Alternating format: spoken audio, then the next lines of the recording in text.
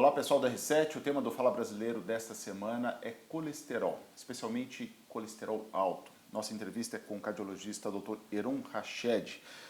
Doutor, os nossos dados aqui trazem que 35% dos brasileiros que responderam essa pergunta disseram que tiveram ou têm problema com colesterol alto. Essa é a média nacional?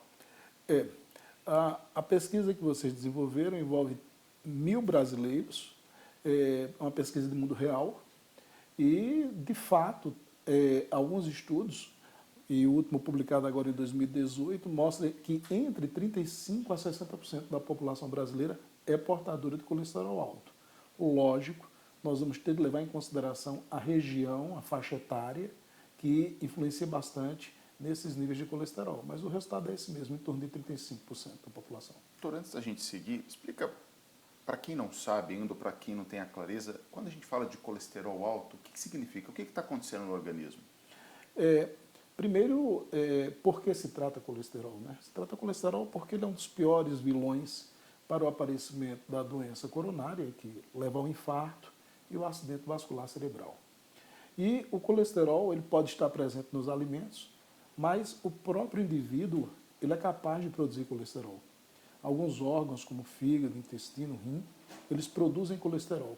E eles são responsáveis pela maior quantidade de colesterol que tem no nosso organismo, não é pela alimentação. Se nós impusermos ao paciente uma dieta restrita de colesterol, o impacto esperado vai ser em torno de 15% a 20%. Então, a dieta é importante no tratamento do colesterol, mas outras mudanças de hábitos também são importantes como tratamento de colesterol.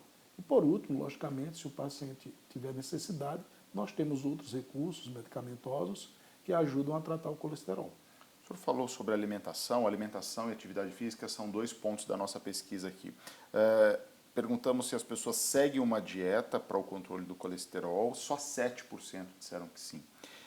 A próxima pergunta sobre alimentação é se as pessoas consomem alimentos gordurosos com frequência. Aí a gente vai para 65%. E sobre atividade física, 14% fazem com frequência. Qual é a relação desses itens, doutor, com o nível de colesterol alterado? O colesterol, o resultado do colesterol no nosso sangue é aquilo que você consome mais aquilo que você produz, menos aquilo que você consegue eliminar. Alguns pacientes são portadores de algumas mutações que terminam por absorver mais colesterol ou produzir mais colesterol, ou ter uma depuração, ter uma eliminação menor de colesterol. E por isso que eles acumulam o colesterol. Dessas variáveis aqui, alimentação, atividade física, o quanto a gente consegue modular? Aí depende do caso? Sim, depende do caso. Tem pacientes que, na hora que você impõe uma dieta mais restrita, ele responde melhor do que outro grupo de pacientes. O tratamento do colesterol, ele precisa ser individualizado. Nós precisamos calcular o risco do paciente, ou seja, qual a probabilidade dele ter uma doença cardiovascular, e a partir daí nós determinamos a meta do colesterol daquele paciente. Então, não é o mesmo colesterol para todo mundo, e é importante que a população ela saiba disso. A necessidade de procurar o médico para fazer o cálculo do risco e saber qual o colesterol adequado para você, para fazer a prevenção das doenças cardiovasculares. Um fato interessante e que bate realmente com os dados de outros estudos é que em torno de 60% da população ela se alimenta mal. 14% da população no seu estudo faz atividade física, significa que 86% da população ela é sedentária. Nós temos um Brasil com 12%, em torno de 8% a 12% de pacientes diabéticos. Nós temos um Brasil que prevê para 2030 uma população, mais de 50% da nossa população ser portadora de obesidade.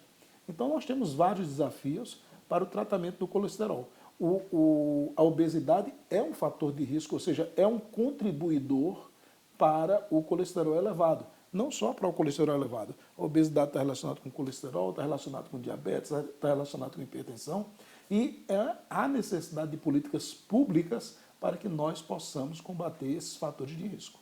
Doutor, como é que a gente tem que observar isso? Uma pergunta é quem faz exames periódicos para o controle, observação do colesterol. 14% das pessoas disseram que sim, numa faixa etária principalmente entre 35 e 44 anos.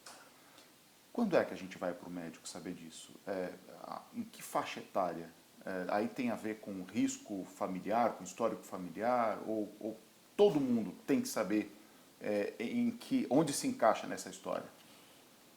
O ideal é que, desde a pediatria, todas as crianças elas já tenham o seu perfil de colesterol e que seja acompanhado periodicamente. Quando a gente fala em intervenção, de entrar com medicamento, alguma intervenção medicamentosa ou não, nós estamos falando numa população, digamos que você tem um risco de doença cardiovascular, tem a história de morte súbita na família, o quanto mais precoce seria melhor. Ideal em torno de 12, 14 anos, você já entrar dentro da meta do colesterol.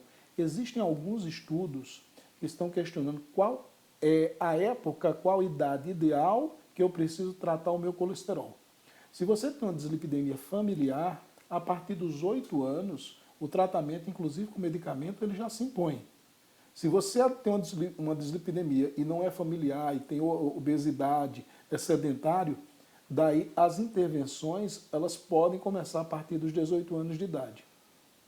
Esses estudos eles estão à busca da idade ideal a partir da qual a gente precisa fazer a prevenção primária, mas nós ainda não temos essa resposta. Doutor, sobre o uso de remédios para o controle do colesterol, a pesquisa traz que 6% dos entrevistados usam remédio. Ele é para todo mundo ou ele é alguns casos? Não, alguns casos, alguns pacientes, vai depender muito da meta do colesterol que você está buscando. Eu tenho um problema muito maior do que os 6%, que é que esses 6%, ao final de 6 meses, apenas 1/5 continua tomando a medicação, ou seja, o resto abandona. Então eu tenho uma baixa adesão ao tratamento e daí vem a necessidade também de políticas públicas para isso, políticas de conscientização dentro das escolas, a importância do combate à obesidade, de hipertensão, de colesterol. E eu falo como um todo, né? Não adianta você tratar o colesterol e deixar o diabetes, não adianta você tratar o colesterol e deixar a hipertensão. Então, há necessidade de uma conscientização dessa população no combate a esses fatores de risco. Olhando para o futuro, doutor, a gente é mais preocupante do que nós tivemos no passado em relação a números de pessoas com esse tipo de problema, porque a gente está falando de obesidade crescente, né? E é um dos fatores problemáticos para diversas coisas, entre elas o colesterol. Nós teremos mais casos de colesterol, mais casos de pessoas morrendo por conta de complicações desse tipo? Comparar os níveis de colesterol de hoje com o colesterol de 20, 30 anos atrás, não seria razoável, porque as metas há 30 anos são diferentes das metas atuais. Então não tenho como fazer uma comparação. Se você buscar os estudos mais recentes, vem mostrando que a obesidade ela é crescente em países desenvolvidos e subdesenvolvidos. Então, certamente o colesterol, a tendência vai ser aumentar no mesmo grau que aumenta a obesidade. Eu acredito que nós precisamos urgente dessas intervenções para desacelerar essa curva de crescimento. Mas a resposta é sim. Eu acredito que se nós não fizermos nada, se a inércia ficar mantida no tratamento desse colesterol, nós vamos ter um crescimento acelerado da população portadora de dislipidemia. Da parte em que as pessoas podem agir, né? A começar por um acompanhamento médico. Mas o que elas podem fazer fora do consultório para ter uma saúde melhor e também ter esse nível de colesterol melhor para o corpo? É a atividade física, é a alimentação melhor? Quando você fala de atividade física e reporta que 14% da população faz atividade física, eu tenho um dado preocupante, eu tenho 86% da população que não faz. A atividade física não precisa você ir numa academia necessariamente. Se você conseguir fazer uma caminhada de 30 a 40 minutos todos os dias, essa caminhada já leva a um impacto na redução da doença cardiovascular. Os últimos dados apontam que 350 mil brasileiros anualmente eles morrem por doença cardiovascular. Imagina só se eu coloco toda a população para caminhar 30 minutos por dia e eu reduzo, vamos dizer, 20%. Nós estamos falando em torno de 70 mil brasileiros a menos na taxa de morte, quando comparado com os dados atuais. Então, a atividade física, ela deve ser incentivada para todos os brasileiros.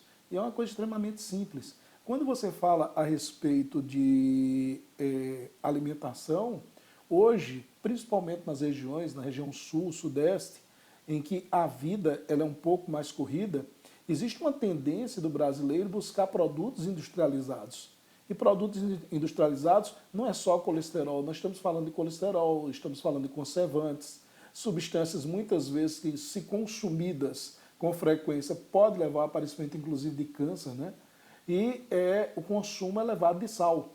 Então a dica é, se você pode preparar a sua alimentação em casa da forma mais saudável possível, fazendo um equilíbrio entre proteína, carboidrato, não misturar proteínas, não misturar carboidratos, consumir carne branca, né, o peixe, o frango, pelo menos 3 a 4 vezes por semana, consumir verduras, isso daí já vai trazer um impacto extremamente positivo para a saúde cardiovascular. São ações simples, atividade física, uma dieta caseira, evitar industrializados, isso daí já vai trazer um benefício enorme à saúde cardiovascular. Doutor, para a gente encerrar aqui, sobre orientação, nós perguntamos se as pessoas já tiveram algum grau de orientação, 31% dos brasileiros disseram que sim. A gente tem um país muito desigual, de acesso muito desigual. Para questões cardiológicas, para orientação desse tipo aqui, ela está próxima de todo mundo na população ou ainda a gente tem muita dificuldade com isso? Olha, nós estamos passando por um momento dentro da medicina, eu diria dentro da área de saúde, que é um momento muito crítico, ele precisa ser repensado. Cada vez mais o tempo de consulta ele tem sido encurtado, então isso implica em menos orientações para o paciente. E muitas vezes você dá uma orientação, mas você precisa reforçar aquela orientação porque o paciente não entende. É complexo para um leigo entender a importância do tratamento do colesterol. Então, eu precisaria não só de incentivar o médico a ter mais tempo com o paciente para fazer todas essas orientações, tirar todas essas dúvidas e, atualmente, logicamente, incentivar hoje os meios de comunicações, as mídias sociais, no sentido de incentivar, ou seja, a consulta ela não termina na saída do paciente da sala. O paciente hoje ele precisa ser gerenciado. Então, o paciente ele passa em consulta, ele continua assistindo todas as suas orientações via mídias sociais e isso daí sim, isso daí vai ter um impacto na adesão ao tratamento. Mas quando eu falo em uma situação crítica, é esse encurtamento do tempo de consulta, esse encurtamento da relação médico-paciente que faz com que a adesão ao tratamento ele reduza. Então, nós precisamos ter mais ações no sentido de melhorar a adesão ao tratamento, seja o tratamento medicamentoso, seja o tratamento por uma orientação e mudança de estilo de vida. Tá bem, doutor. Muito obrigado pela entrevista. Eu que agradeço. E a gente fica por aqui com mais essa edição do Fala Brasileiro. Até a próxima.